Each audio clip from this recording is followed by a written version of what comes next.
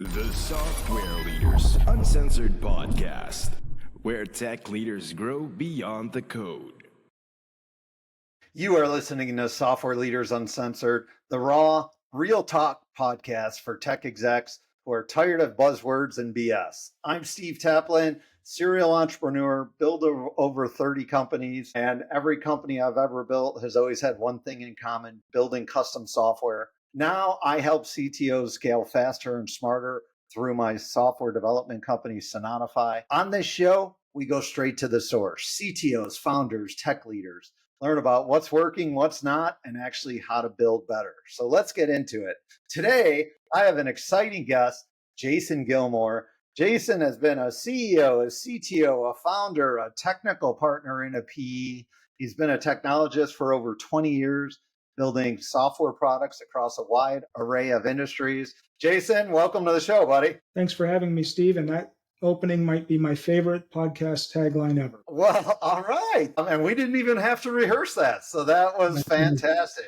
So, Jason, you have a phenomenal background. You have been an engineering expert. You have actually been the CEO of companies that you've had an exits on. You are now tied with a private equity firm that when companies are acquired, you get to come in and act as the CTO leadership. Tell our listeners about the journey of your career, because it's an exciting and a fun one. Sure. So my career, to me, in a nutshell, has been one in which I like to say I've never had to work a day. And that is because ever since I was a young child, I've always wanted to program and play with a computer. I think I was 8 or 9 years old. On Christmas morning, a Commodore 64 showed up under the Christmas tree. And my family was definitely not a technical one. This was a very, very new thing for us. And I unpackaged that Commodore, and there was a manual in the box that taught me how to write BASIC. And I was kind of hooked from that day on. At a very young age, off and running. Very young age, and wound up going to Ohio State for computer science. And at that point, I was already well hooked in the sense that I just wanted to build things. I wanted to build software. I loved how it was possible, and maybe is more so than ever today, thanks to AI, possible to take an idea in your head or an idea in somebody else's head and turn that into reality through code. And because of that, I wound up working in this industry in a wide variety of sectors: academic, book publishing, telecom, interior design, the environmental sector, building environmental services and products at one point. And along the way, I liked writing books about software and still do today. Wrote a bunch of books that opened a bunch of other doors. And I guess that all started about 7 years ago. I joined the private equity firm Xenon Partners, and here we are. And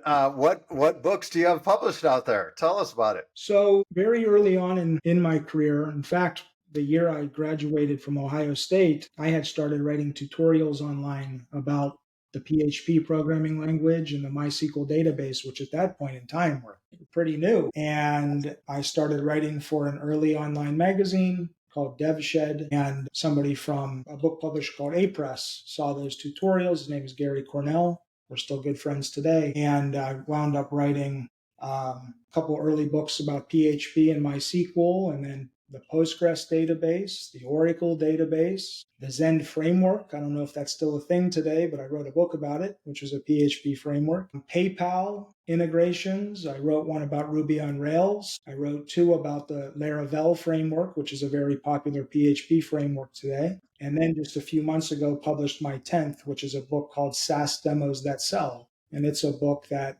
teaches people new to SaaS, to software as a service software, how to demo a product, how to present it on a technical sales call, hopefully increase the likelihood of a new converted customer because you've done such a great job introducing the product. Well, and good for you. And that is amazing, in establishing yourself as an authority through that work. I'm actually working on my second book right now, which, although the title's in flux, it's scheduled to be rolled out at the end of the summer. And it's called 30-20-10. I've had 30 ventures, 20 have failed, and 10 have been successful. And it's my life story of doing that, how I've gone about it.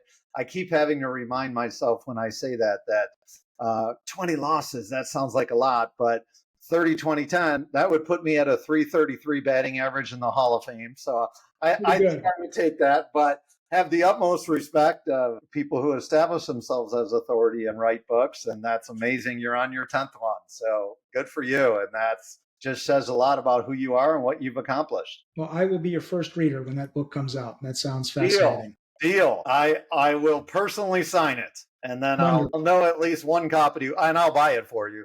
But then I'll know one copy will be sold. That's great.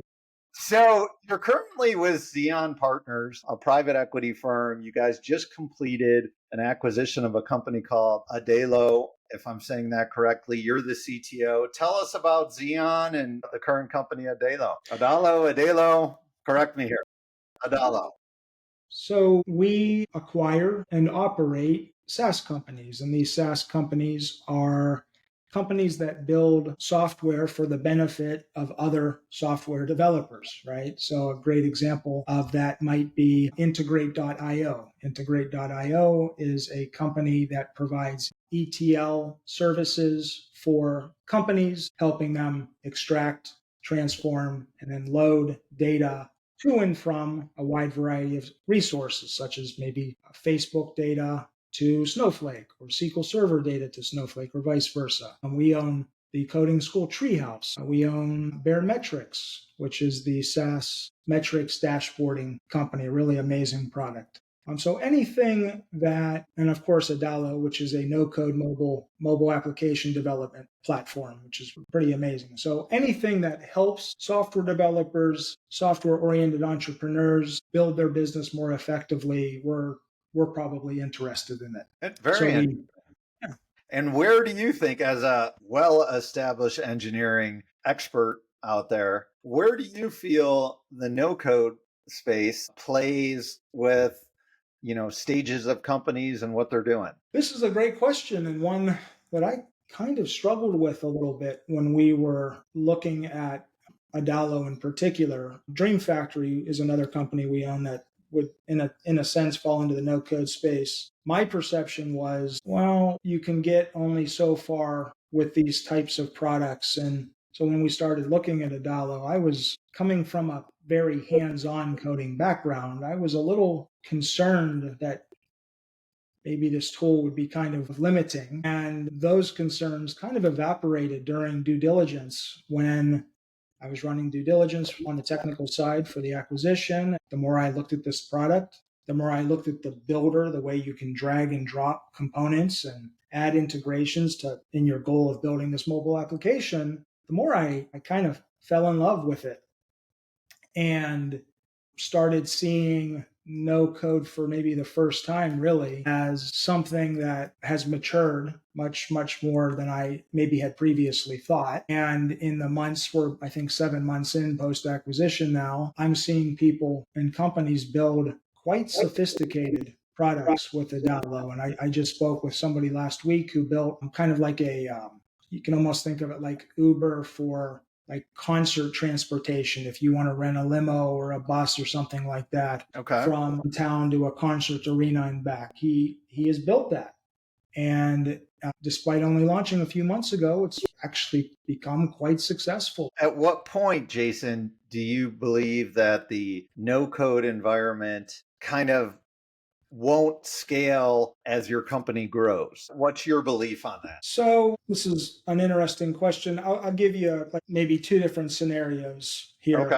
If you're building something like a scheduling application, or maybe you're a personal trainer and you want a way for people to maybe schedule a training session, or maybe you're building like a niche social media app for a certain type of hobby or something like that. Maybe you want to build a restaurant application or a takeout service. Like there is definitely a shape of application that I would say fits quite well with a no-code solution like Adalo. But if you're building something like what I'm building right now coincidentally for Adalo, a database optimization tool that is looking into the internals of a Postgres database and trying to identify performance issues, I don't think you're going to build something like that. Or if you're building like a logistics application or like a back office application that maybe is reaching into a lot of internal data sources, I'm not so sure that shape of application would fall into a no code. That said, I mean, one of the interesting things we're working on right now is we've added the ability to, in fact, plug an enterprise database into Adalo. So if you have a SQL Server database or Oracle database or MySQL, take your pick, you can actually, through a Dream Factory integration, coincidentally, you could actually plug that database in. So it might be that my perception here with regards to shapes of applications, either fitting or not fitting, maybe that start going to change a little bit here in the months ahead. Well, and I think that was very well put. And if there is a good way to help people get to MVP to prove out their product in a low code, no code environment before spending a lot of money, you gave like a personal trainer example, perfect example. You could get a working application up, but then maybe if you franchise that across the US, maybe you'd have to build a custom application there. But to make that initial MVP and proof of concept process more smooth through no code, I think is phenomenal on the route every entrepreneur should follow. Completely agree with this.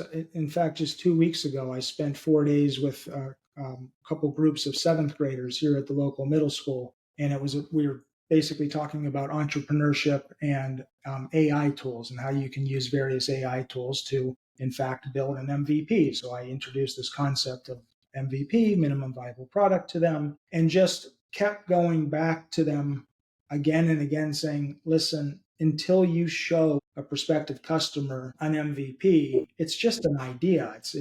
There's no value here to this. There's nothing until you've started showing it to people and getting some feedback. And you're right. If you want to build a new business, you're an entrepreneur, you're a personal trainer, you're maybe a chef who's setting up some sort of I'll come to your house and cook type of business. This is a pretty good way to set up an MVP without spending maybe tens of thousands of dollars in 6 months working with third parties. If your idea takes off, sure, maybe at some time down the road, it is time to maybe rebuild that application.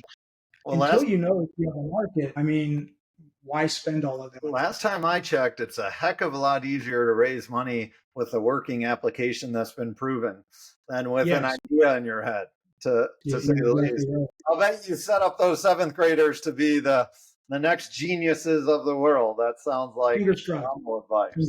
Now, Jason, I talk with dozens of CTOs a week, and you have a really cool role. I mean, being part of the private equity firm, getting to do due diligence on companies to acquire, getting to be the initial tech leader. You know, you mentioned your career and the books you wrote and the successes you've had. I can't think of a CTO I've ever talked with that wouldn't love to follow your path. What would be like a key advice or tip you'd have for people to be able to even go down that direction? I would certainly suppose, due to, I guess, maybe happenstance, I would certainly suppose one of the most critical steps I've taken in my career is not being afraid to put myself out there, notably with the books and a lot of other writing that I've done over the years, conference talks that I've given, just not being afraid to put myself out there and talk about software, talk about tech. When I say that, I'm not saying that I'm like a master networker or anything like that, because that really, I think couldn't be further from the truth in a certain sense. But I do genuinely love working in this tech sector. I love talking about it. I love sharing what I've learned. I love getting on podcasts such as this when the opportunity presents itself. And I think in doing that, you just wind up opening a lot of doors that would otherwise not be there if you weren't just talking about things and having fun and just trying maybe to make the software world a little bit of a better place, if you will. I think that incredible advice. And you know, having the confidence to put yourself out there like that, to make opinions, to do the strong research, I think that's phenomenal advice. And the CTO world has been quite volatile over the past couple of years as the software industry has taken a lot of hits. I often hear the CTO job be described as an impossible job, to be able to please non-technical business executives and board members who maybe don't understand what it takes to build software, to weigh the challenges of building engineering teams and successfully running through. And it takes a unique personality and skill set to be successful in this crazy environment. Agree or disagree? I do agree. And I think a lot of one's success in this role revolves around your ability to make an as objective an argument as you can regarding why certain technology decisions should be made. And I think if you can do that and communicate with conviction and clarity why certain decisions must be made, I think in most cases, reasonable leaders, reasonable CEOs will understand. That's not to say you're not maybe going to have a lengthy discussion about certain decisions, because after all, some of these decisions do change the course of a company. But in the end, I think individuals who are interested in maybe becoming a CTO really should understand that we're never operating with all of the facts in front of us. We're never operating with all of the information here. This is not a perfect game, if you will. And because of that, our jobs are to draw upon our experience and our knowledge to look at a situation and make a decision based on what information is available that we think makes the most sense, right? And the nice thing about this career, and maybe most careers in general, the more things you look at, the more experiences you have, I think I'm quite confident you're able to arrive at better and better judgments over time. It might not be perfect, but they will be good enough to continue pointing a company in the right direction. I don't know that there's such thing as perfect right now, considering I think if we were to line up 10 tech leaders in a room and ask each one of them what AI is, we would get 10 different answers, let alone non-technical people. Quite likely, yes. You might get 11 answers from those 10 people. Exactly. You know, Adalo is a low-code, no-code platform. What do you think's the biggest misconception in the tech world that they still think about no-code platforms? I would suppose that, and we've had hundreds of conversations with both customers and interested customers over the past 7 months. I would say that the misconception is that a lot of these no-code tools are effectively fancy website builders, or maybe one step beyond a fancy website builder.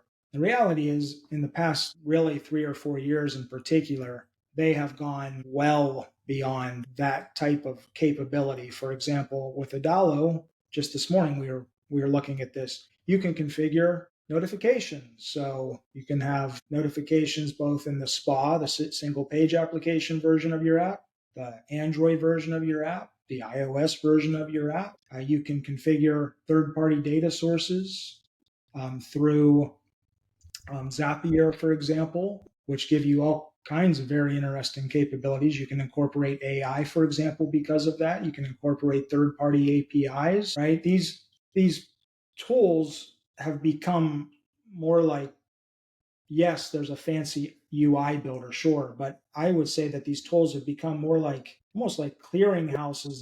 They're like the hub. And then when they're architected correctly, there's all of these spokes that can reach out into name your system and incorporate that data, supplement the no-code app with additional behavior and capabilities that isn't otherwise there. So I think that's the misconception. I think it's, again, you're eventually going to paint yourself into a corner, right? And I absolutely thought that.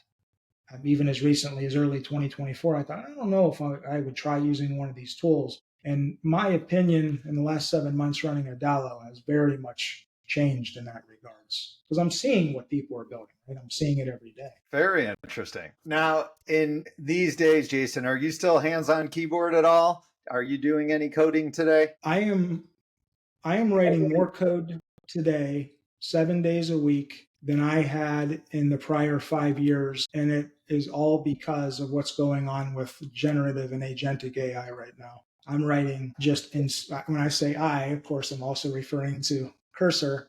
I'm writing a lot of code these days, a lot. And do you believe, of course, there's different size organizations out there, but for a CTO that has strong or has a strong engineering team that they're building custom software. How important do you feel it is for a CTO to still have some hands on the keyboard to be able to, truly understand current trends, the challenges with AI and making sure the data is in the right fashion? What's your take on it? This is a great question. So, to maybe clarify on this and the last question, I'm writing a lot of code, but almost none of it, save for that database optimization project, is actually for Adalo. It's for a number of other just side software projects that I'm Okay. building and have built. That said, I'm not so sure, unless you're a small startup, of course, how important it is for a CTO to be consistently contributing code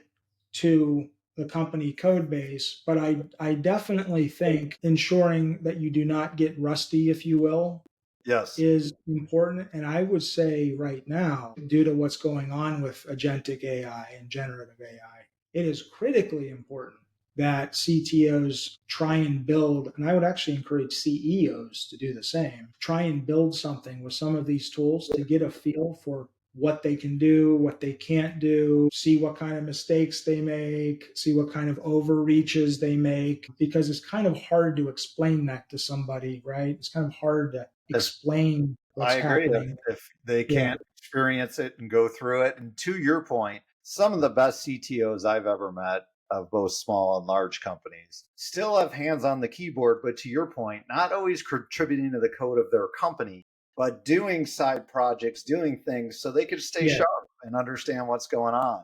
And so we're absolutely aligned with that. Now you're big in the SaaS industry. What's one SaaS metric you see founders obsess over way too much? This is easy. Things like page views, for example, and even trials for that matter, right? What my observation and experience has shown over the last couple of years is that you really want to be looking at your funnel holistically. And if you have MQLs, your market qualified leads, your sales qualified leads, your product qualified leads, it's all fine and good if you have a bunch of MQLs showing up, submitting forms, maybe retrieving white papers and so forth. It's all well and good if they understand what the pricing is and so forth. But if they're not ultimately becoming a PQL, a product qualified lead, meaning they're actually interacting and having success with your product, well, I'm not sure you're going to be around very long as a business. So I think there's just a lot of misplaced attention on metrics that really don't matter in the SaaS world. Doesn't matter if it gets them all the way to the product in every marketing acronym you can do. If they're don't become users and then eventually don't become paid users, I guess nothing else really matters. No, and I look through because of due diligence. I mean, we do a lot of due diligence. That doesn't mean we always necessarily buy a company. And I'm talking even like pre-LOI, like just looking at a company's funnel and understanding it. The overwhelming majority of the time, these funnels are broken. They might have high traffic, sure.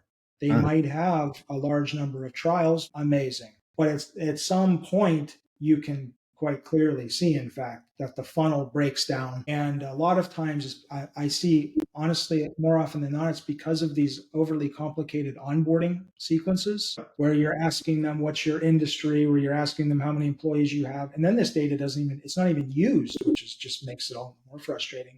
Then you put them into some sort of tutorial that they don't want to be in. The UI is not showing the buttons and the things that a newbie, a beginner would actually want to see. So all this care is taken for the top of funnel. It seems like relatively little attention is applied to what happens once somebody signs up. It is clearly to these companies' detriment because of it. A lot of my companies I've grown through acquisition. I've actually completed 11 acquisitions throughout my career. My company, Sonatify, we're growing through acquisitions as well. And I agree with you. The things you get to see when you're looking at acquiring a company of what they're doing, what they're not doing, even if it's not an acquisition that goes through, to me, that's some of the best education you can get out there. Very valuable. You also come into the picture pretty dispassionate, if you will, about the product or the service that you're looking at. You're just, all I'm trying to do when I start a due diligence project, all I'm trying to do is gather the facts and see reality for what it is, because what is being communicated to you, it's not reality. It's distorted through no fault of, I'm not, to no fault of anybody. I'm just saying it's distorted because they've been in the weeds for so long Yes. that they're just unable to see the bigger picture. So all I'm trying to do is understand, notably where the tech debt resides, where customer, what they're complaining about, and so forth. Because I've done this so many times, it's striking how the patterns play out over and over and over again. But you're right, Steve. It is a tremendous learning opportunity to be able to go under the hood of companies repeatedly on the tech side again. I And joke, you do it wrong see enough, what- long enough, you figure out how to do it right. yeah, Jason, thank you so much for getting uncensored with us today. Excited to see how you shape the next chapter of Adalo, Xenon Partners, your next book, and how you continue to evolve tech leadership at large. Any final shout outs or advice for tech leaders navigating change that you'd like to give? no, only I'd just like to say thanks again to you for the invitation. And if anybody wanted to reach out and ask questions or seek unsolicited advice, I'd be certainly happy to do that. And you can reach me through my contact information in the show notes. Awesome. Jason, I'm not supposed to say this, but I think this is one of the funnest podcasts so far. I just love your background with the private equity side, with being a founder, with the tech leader that you are. Thank you so much for being on. That's it for this episode of Software Leaders Uncensored. I'm Steve Taplin. I've built 30 companies. I've taken a lot of hits. I've turned the wins into playbooks. And now through my company, Sonotify, I help tech leaders scale smarter because speed and alignment shouldn't be optional. If this conversation sparked anything with you, share it, subscribe, send it to someone in the trenches. And just remember, the best leaders don't wait for the perfect moment. They go out and build it. Thank you, everybody.